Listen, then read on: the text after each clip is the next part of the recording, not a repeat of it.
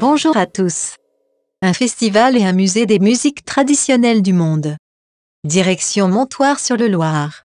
On est où? On est au Quai Branly? Non, vous êtes à Montoire, au musée de la musique, des musiques traditionnelles du monde.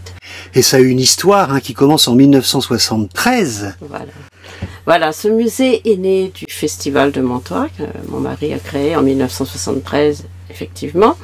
Il présente une collection d'instruments de musique du monde, mais nous l'avons voulu vivant, à l'image de ce festival. On ne voulait pas un musée d'instruments de musique dans des vitrines, etc. C'est quand même des témoignages du monde entier que nous les avons là.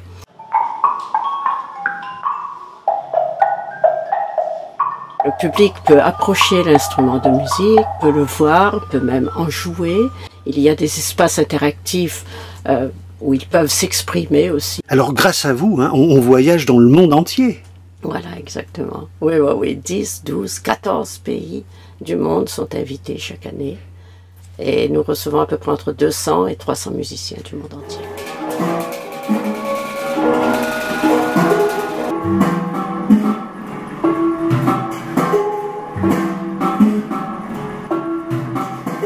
Autre particularité, ces instruments que vous présentez, pour la plupart, ils vous ont été donnés? Voilà, ce sont des cadeaux. Pourquoi? Souvent les gens me demandent pourquoi un musée des musiques traditionnelles à Montoire? Eh bien je dis parce que ce sont des cadeaux qu'on nous a faits. Voilà, je ne pouvais pas les garder pour moi, on ne pouvait pas les garder pour nous. Et on les a donc offerts au public aussi. Alors tout à l'heure vous avez sorti un œuf de Pâques? Ah, un œuf de Pâques. Cet instrument chinois. Ah oui, c'est une ocarina, effectivement. Effectivement, ça ressemble à un œuf, effectivement, mais c'est la flûte globulaire. Il y a 2 trous derrière pour les pouces et 6 trous sur cette face. Lorsque j'ai fermé les 8 trous, j'emprisonne un très grand volume d'air. Et c'est ce volume d'air qu'il faudra surtout maîtriser.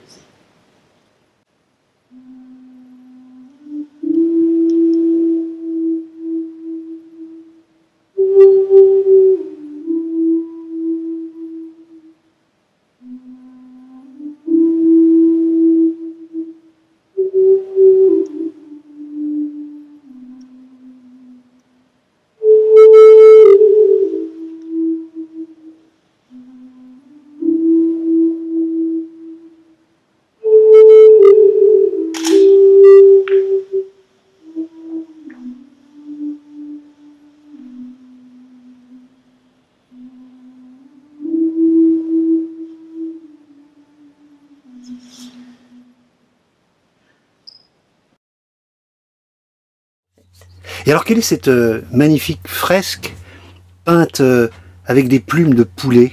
Oh, alors c'est une fresque qui a été réalisée par une artiste Ndébélé.